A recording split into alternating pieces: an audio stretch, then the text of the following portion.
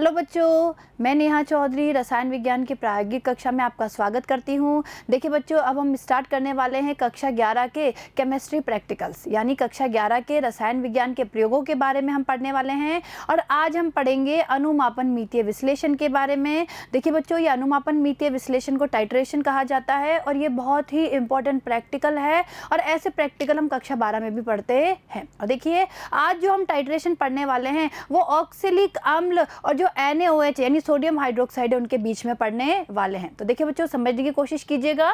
देखिए, हमारा प्रयोग 1 है और देखिए बच्चों, कोई भी जो प्रयोग होता है या हम बोल सकते हैं कोई भी प्रैक्टिकल होता है, उसका कुछ ना कुछ उद्देश्य होता है। तो देखिए, हमारे इस प्रैक्टिकल का उद्देश्य क्या है। देखिए, ऑक्सैलिक अम्ल के मानक विलयन द्वारा अनुमापन करके दिए गए सोडियम हाइड्रोक्साइड विलयन की सांद्रता ज्ञात करना। देखिए क्या है, देखिए तो ध्यान दीजिएगा, हमें ऑक्सैलिक अम्ल का मानक विलयन दिया गया है। समझिए बच्चों, मानक विलयन से तात्पर्य है ऐसा विलयन जिसकी सांद्रता हमें पता होती है, या हम बोल सकते हैं ज्ञात विलयन। समझिए, ज्ञात विलयन को ही मानक विलयन कहा जाता है। तो क्या है, देखिए इस प्रैक्टिकल में हमें ऑक्सैलिक अम्ल का मानक विलयन दिया गया है, ठीक है। और उसकी सहायता से, यानी उस ऑक्सैलिक अम्ल की सहायता से हमें क्या करना है, जो सोडियम हाइड्रोक्साइड का अज्ञात विलयन दिया गया है उसकी सांद्रता ज्ञात करनी है। यानी उद्देश्य क्या हो गया, ऑक्सैलिक अम्ल के मानक विलयन द्वारा अनुमापन करके NaOH विलयन की सांद्रता ज्ञात करना, ठीक है। NaOH यानी सोडियम हाइड्रोक्साइड। क्लियर है। तो ये हमारा क्या हो गया, उद्देश्य हो गया। आगे देखिए सिद्धांत। देखिए बच्चों, सिद्धांत क्या है। देखिए बच्चों, अंत्य बिंदु पर किसी प्रबल अम्ल के प्रबल क्षार द्वारा अनुमापन में अथवा विलोमतः अम्ल और क्षारक की मात्रा रासायनिक रूप से समतुल्य हो जाती है। इस अभिक्रिया को उदासीनीकरण अभिक्रिया कहते हैं। क्या कहते हैं इसे, उदासीनीकरण अभिक्रिया कहते हैं। अंत्य बिंदु के निकट pH में एकाएक परिवर्तन होता है। आगे देखिए, यदि अंतः बिंदु के बाद अम्ल या क्षार की सूक्ष्म मात्रा मिलाई जाती है तो विलयन हल्का सा अम्लीय या क्षारीय हो जाता है। देखिए तो समझिए, जो अंतः बिंदु होता है तो अंतः बिंदु पे क्या होता है, उदासीनीकरण की अभिक्रिया संपन्न होती है, जहाँ पे अम्ल और क्षार की जो मात्रा है वो समतुल्य हो जाती है। और इस उदासीनीकरण जो बिंदु है, अगर इस उदासीनीकरण बिंदु के बाद में अगर हम थोड़ी सी भी अम्ल या क्षार की मात्रा मिलाते हैं तो हमारा विलयन क्या हो जाता है, या तो अम्लीय हो जाएगा या क्षारीय हो जाएगा, ठीक है। ऑक्सैलिक अम्ल, देखिए बच्चों, ऑक्सैलिक अम्ल क्या है, दुर्बल अम्ल। तो ऑक्सैलिक अम्ल और सोडियम हाइड्रोक्साइड, सोडियम हाइड्रोक्साइड क्या होता है, प्रबल क्षार। तो देखिए बच्चों, ऑक्सैलिक अम्ल और सोडियम हाइड्रोक्साइड के बीच अभिक्रिया निम्नलिखित प्रकार से होती है। तो सबसे पहले हम अभिक्रिया पे नजर डाल लेते हैं कि भाई ऑक्सैलिक अम्ल और जो सोडियम हाइड्रोक्साइड है उनके बीच में क्या क्या अभिक्रिया होती है। देखिए बच्चों, ये तो हमारा हो गया ऑक्सैलिक अम्ल। क्या हो गया, ऑक्सैलिक अम्ल। देखिए COOH और ये बॉन्ड है COOH। और देखिए बच्चों, ऑक्सैलिक अम्ल को हम ऐसे भी दिखा सकते हैं। देखिए H2C2O4। देखिए इस जो ये ऑक्सैलिक अम्ल है इसे हम इस तरीके से भी प्रदर्शित कर सकते हैं, H2C2O4। इसकी अभिक्रिया हो रही है NaOH से, सोडियम हाइड्रोक्साइड से। कितने अणु हैं, 2 अणु हैं। तो देखिए बच्चों, क्या होगा, यहाँ पे सोडियम ऑक्सलेट का निर्माण होगा। क्या बनेगा, सोडियम ऑक्सलेट बनेगा। यानी देखिए समझे, यहाँ पर हाइड्रोजन और हाइड्रोजन, इन हाइड्रोजन हाइड्रोजन की जगह सोडियम आ जाएगा, ठीक है। सोडियम आके जुड़ गया और 2 यहाँ क्या बन गए, जल के अणु बन गए। यानी इस तरीके से क्या होता है, ऑक्सैलिक अम्ल और सोडियम हाइड्रोक्साइड के बीच में अभिक्रिया होती है, सोडियम ऑक्सलेट का निर्माण होता है।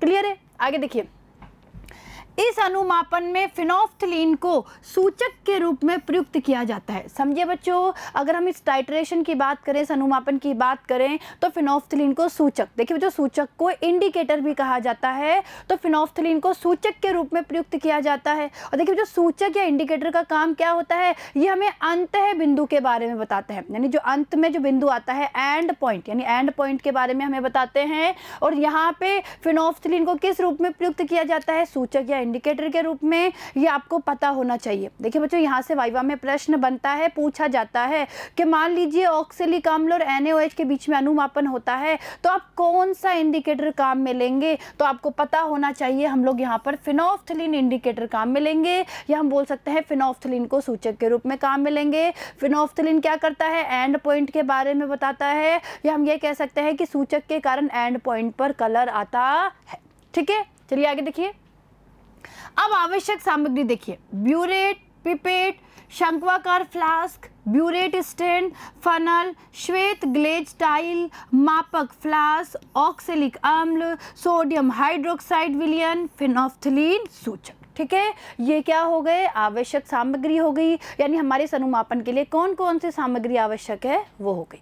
आगे देखिए बच्चों, अब देखिए प्रक्रिया, अब हम समझ लेते हैं कि किस तरीके से ये प्रोसीजर होता है, समझिए।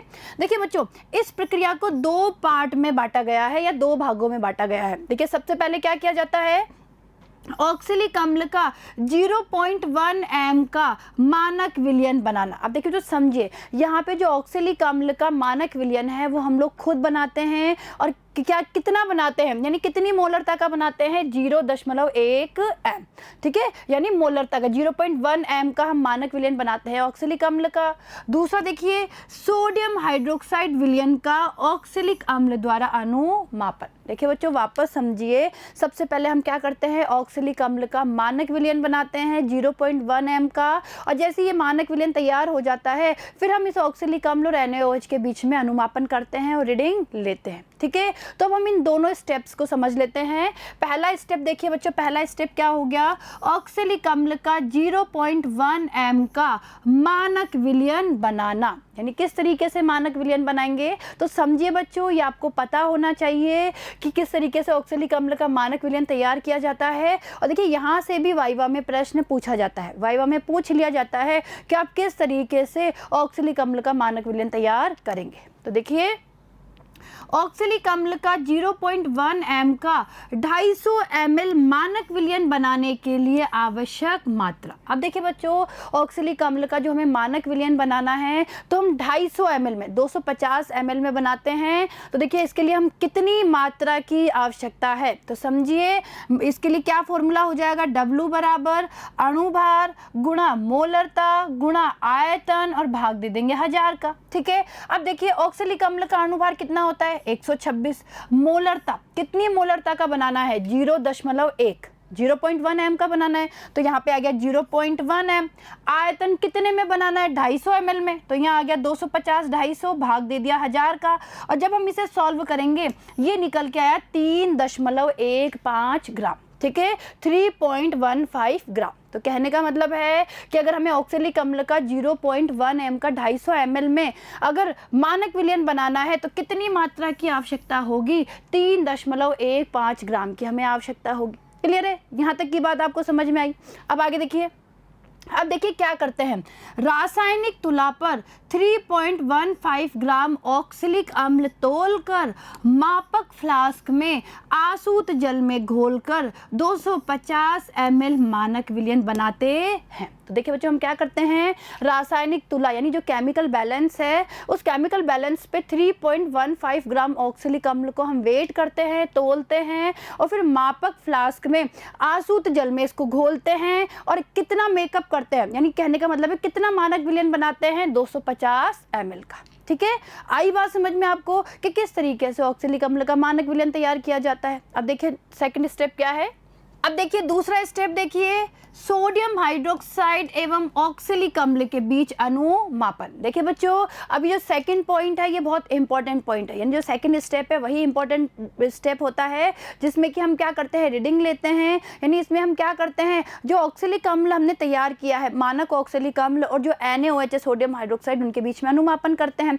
अब देखिए बच्चों, इसमें होता क्या है, जिस विलयन की हमें सांद्रता ज्ञात करनी है, या बोल सकते हैं कि जिस रसायन की हमें सांद्रता या सामर्थ्य ज्ञात करनी है, तो उसके विलयन को हम किस में लेते हैं, ब्यूरेट में। या हम ऐसे भी बोल सकते हैं कि जो भी अज्ञात विलयन है, अज्ञात विलयन को तो भरा जाता है ब्यूरेट में, और कोनिकल में हम लोग लेते हैं ज्ञात विलयन को, यानी मानक विलयन को। ठीक है, तो देखिए समझिए क्या क्या स्टेप होगी इसमें। एक साफ ब्यूरेट में NaOH भरते हैं, यानी एक साफ ब्यूरेट होती है जिसमें NaOH सोडियम हाइड्रोक्साइड भरते हैं। और देखिए बच्चों, ये जो ब्यूरेट है इसके बारे में आपको जानकारी होगी, केमिस्ट्री लैब में आपने ब्यूरेट को देखा होगा। ठीक है, तो क्या करते हैं, ब्यूरेट में NaOH भरते हैं। और देखिए ये आपको पता होना चाहिए कि जब भी ब्यूरेट में NaOH भरना है तो उससे पहले हमें ये देख लेना है कि ब्यूरेट कहीं से टूटी हुई तो नहीं है, यानी ब्यूरेट टूटी हुई नहीं होनी चाहिए, उसकी नोजल में कोई क्रैक नहीं होना चाहिए। साथ ही साथ हमें ये भी देखना है कि जो हमारी ब्यूरेट है वो साफ़ होनी चाहिए। तो हमें क्या करना है, ब्यूरेट को पहले पानी से साफ़ करना है और उसके बाद जो विलियन ब्यूरेट में लेना है उससे उसको एक बार खंगालना है। यानी हम यहाँ पे NaOH ले रहे हैं, यानी सबसे पहले हम क्या करेंगे, थोड़े से NaOH से हमारी ब्यूरेट को धोएंगे, खंगालेंगे और खंगालने के बाद उस NaOH को तो निकाल देंगे और उसके बाद हम क्या करेंगे, उसमें जो NaOH वो फिल करेंगे। ठीक है, आगे देखिए। अब देखिए, धुले हुए सूखे शंक्वाकार फ्लास्क में 10 ml ऑक्सैलिक अम्ल लेते हैं। अब हम क्या करेंगे, जो फ्लास्क है, कॉनिकल फ्लास्क बोल सकते हैं या शंक्वाकार फ्लास्क बोल सकते हैं, उसमें 10 ml ऑक्सैलिक अम्ल लेते हैं। इसमें फिनोफ्थलीन सूचक की 3-4 बूंदे डालते हैं। देखिए बच्चों, जो हम यहाँ पे इंडिकेटर या सूचक काम में ले रहे हैं फिनोफ्थलीन, उसकी केवल 3 से 4 बूंदे ही पर्याप्त होती है। ठीक है, तो क्या करेंगे, 10 ml ऑक्सैलिक अम्ल लेंगे, इसमें फिनोफ्थलीन सूचक की 3-4 बूंदे डालेंगे। ठीक है, अब उपरोक्त विलयन में देखिए, अब उपरोक्त विलयन में क्या करेंगे, सोडियम हाइड्रोक्साइड थोड़ी थोड़ी मात्रा में डालते हैं। भाई सोडियम हाइड्रोक्साइड जो हमने ब्यूरेट में ली थी उसकी थोड़ी थोड़ी मात्रा हम क्या करते हैं, ये जो ऑक्सैलिक अम्ल और फिनोफ्थलीन जो हमने लिया है उसमें डालते हैं। कब तक डालते हैं, देखिए, तथा तब तक अनुमापन करते हैं जब तक हल्का गुलाबी रंग प्राप्त ना हो जाए। यानी उस विलयन में हम NaOH जब तक डालते हैं जब तक कि हमें कैसा रंग प्राप्त नहीं हो जाए, हल्का गुलाबी रंग। और देखिए, जो ये हल्का गुलाबी रंग है ये हमारा अंतिम बिंदु होता है, एंड पॉइंट होता है। और जब हल्का गुलाबी रंग आ जाता है तो हम रीडिंग को या हम बोल सकते हैं पाठ्यांक को, देखिए बच्चों, रीडिंग को पाठ्यांक भी कहा जाता है। तो जैसे ही हल्का गुलाबी रंग आता है हम रीडिंग को क्या कर लेते हैं, नोट कर लेते हैं। क्लियर यहाँ तक का? आगे देखिए, यह प्रक्रिया तब तक दोहराते हैं जब तक कि 3 सुसंगत पाठ्यांक प्राप्त ना हो जाए। और देखिए बच्चों, जो ये प्रोसीजर है इसे हम तब तक दोहराते हैं जब तक कि हमें 3 सुसंगत पाठ्यांक प्राप्त ना हो जाए। और देखिए बच्चों, होता क्या है, जैसे ही हम 3 रीडिंग लेते हैं तो क्या होता है, पहली रीडिंग तो थोड़ी ज़्यादा आती है क्योंकि जो फर्स्ट रीडिंग होती है वो रफ रीडिंग होती है, हमें एक आइडिया देती है, एंड पॉइंट के बारे में बताती है कि किस बिंदु या किस पॉइंट के आसपास एंड पॉइंट आएगा।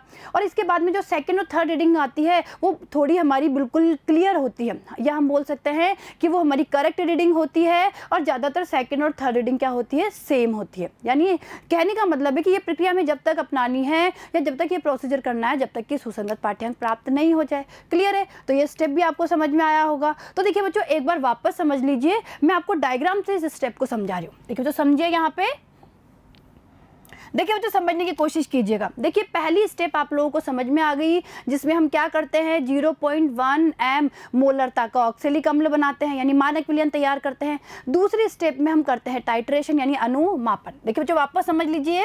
देखिए बच्चों, ये मैं बना रही हूँ ब्यूरेट। देखिए ये आपको समझा रही हूँ बच्चों, ये आपको समझ में आनी चाहिए किस तरीके से टाइट्रेशन होती है।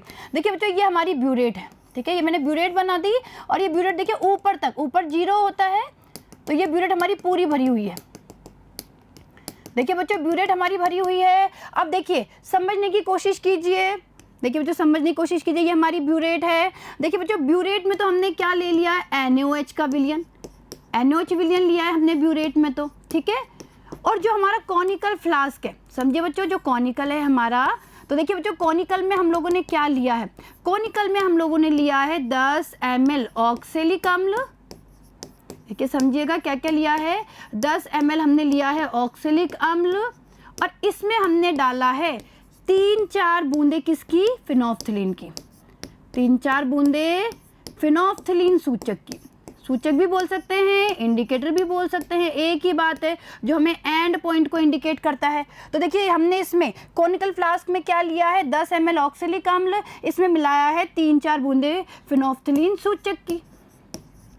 ठीक है, आया समझ में? वापस देखिए, ब्यूरेट में हमने NaOH विलयन लिया है और देखिए कॉनिकल में, जो कॉनिकल फ्लास्क है उसमें 10 ml ऑक्सैलिक अम्ल और उसमें 3-4 बूंदे फिनोफ्थलीन सूचक की डाली है। और देखिए बच्चों समझिए, जो हमें यहाँ पे 10 ml ऑक्सैलिक अम्ल लेना है, ये पिपेट आउट करना है, पिपेट से खींचना है। और देखिए इसके लिए क्या करते हैं हम, मुँह से, जो पिपेट है तो हम मुँह से खींचते हैं, तो आपको बहुत केयरफुली खींचना है। तो देखिए इसमें हम 10 ml ऑक्सैलिक अम्ल लेते हैं, 3-4 बूंदे फिनोफ्थलीन सूचक की लेते हैं। ठीक है, तो ये हमने ये भी ले लिया, यानी इसमें तो हमने ऑक्सैलिक अम्ल और फिनोल्फिन सूचक ले लिया, और ये हमने ब्यूरेट को 0 तक फिल कर लिया, यानी ऊपर तक हमने ब्यूरेट को फिल कर लिया।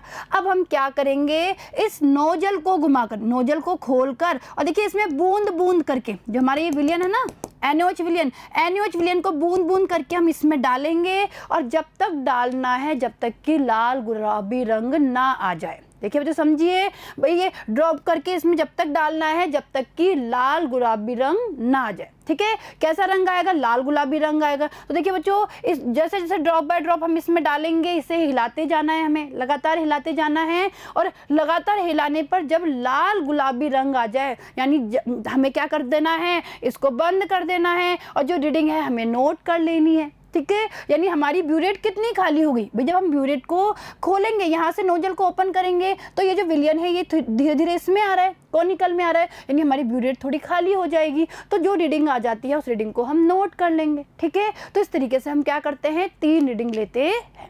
क्लियर है, आया समझ में आपको यहाँ तक का? तो देखिए इस तरीके से हमारा क्या होता है, पाठ्यांक प्राप्त करते हैं हम लोग। आगे देखिए, अब देखिए बच्चों प्रेक्षण सारणी। देखिए बच्चों, इसके लिए क्या प्रेक्षण सारणी बनती है ये आपको पता होना चाहिए।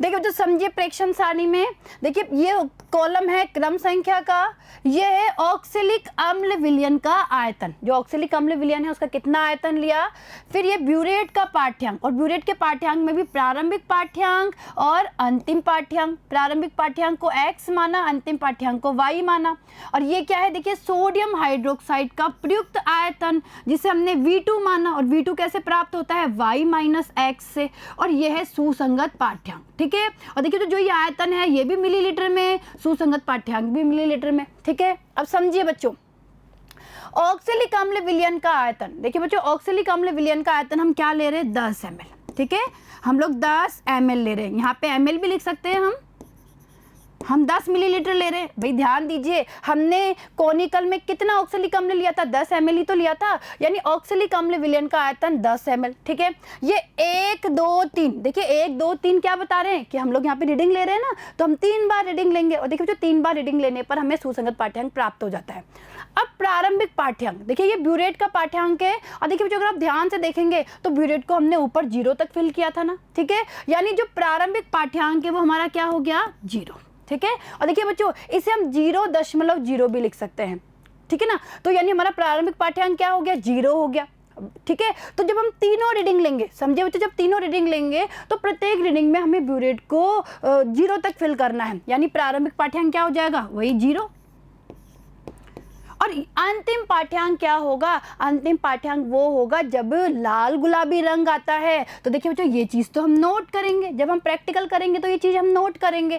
और इसके बाद क्या होता है, y माइनस एक्स, वाई में से x को माइनस करके सोडियम हाइड्रोक्साइड का प्रयुक्त आयतन प्राप्त हो जाता है। और देखिए बच्चों ये कहा जाता है कि पहली रीडिंग ज़्यादा होती है और दूसरी और तीसरी रीडिंग क्या होती है, समान होती है। और फिर देखिए जो दूसरी और तीसरी रीडिंग जो समान होती है उसी से हम सुसंगत पाठ्यांक को प्राप्त कर लेते हैं। क्लियर है, तो इस तरीके से हमारी क्या बनती है, प्रेक्षण सारणी बनती है। और देखिए बच्चों इस प्रेक्षण सारणी में जो सुसंगत पाठ्यांक हमें यहाँ पे प्राप्त होता है, इसको काम में लेकर हम क्या करते हैं, आगे गणना करते हैं, कैलकुलेशन करते हैं। तो समझिए आगे, अब देखिए बच्चों गणना समझिए, बहुत इंपॉर्टेंट है गणना। देखिए गणना के लिए देखिए ये तो हमने ले लिया ऑक्सैलिक अम्ल और ये ले लिया सोडियम हाइड्रोक्साइड। ठीक है, यानी ऑक्सैलिक अम्ल के लिए हमने लिया A1 M1 V1, sodium hydroxide के लिए हमने क्या लिया, A2 M2 V2। ठीक है, यानी हम क्या लिख सकते हैं, A1 M1 V1 बराबर A2 M2 V2। ठीक है, अब देखिए बच्चों हमें बताना पड़ेगा कि ये A1 क्या है, M1 क्या है, V1 क्या है। इसी तरीके से हमें A2 M2 V2 के बारे में भी बताना पड़ेगा। तो देखिए यहाँ M1 क्या है, ऑक्सैलिक अम्ल के विलयन की मोलरता। ठीक है, समझिए बच्चों एक एक पॉइंट को समझिए। देखिए M1 क्या है, ऑक्सैलिक अम्ल के विलयन की मोलरता जो कितनी है, 0.1 m। ठीक है, आगे देखिए M2 क्या है, NaOH विलयन की मोलरता, देखिए जो हमें क्या करनी है, ज्ञात करनी है। V1 क्या है, ऑक्सैलिक अम्ल का आयतन, देखिए ऑक्सैलिक अम्ल का आयतन कितना लिया था हम लोगों ने, 10 ml। क्लियर है। V2 क्या है, NaOH का आयतन। देखिए बच्चों ये NaOH का आयतन क्या होगा हमारा, जो हमारा सुसंगत पाठ्यांक निकल के आएगा, ठीक है। यानी इसे हम क्या करेंगे, इसे हम लैब में ज्ञात करेंगे। मैं इस तरीके से छोड़ रही हूँ। A1 क्या है, ऑक्सैलिक अम्ल की क्षारकता, और A2 क्या है, NaOH की अम्लता।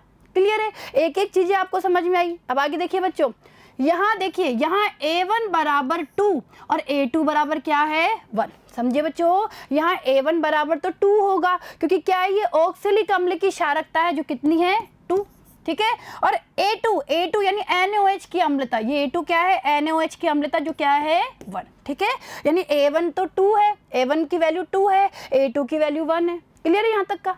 आगे देखिए, अब देखिए बच्चों, अब हम क्या करते हैं, अब हम यहाँ पे रीडिंग, मतलब हर रीडिंग को रख के हम M2 ज्ञात कर लेते हैं। M2 यानी NaOH विलयन की मोलरता हम लोग ज्ञात कर लेते हैं, ठीक है। अब देखिए, सोडियम हाइड्रोक्साइड विलयन की सांद्रता। देखिए बच्चों, अब हमें सोडियम हाइड्रोक्साइड विलयन की सांद्रता ज्ञात करनी है।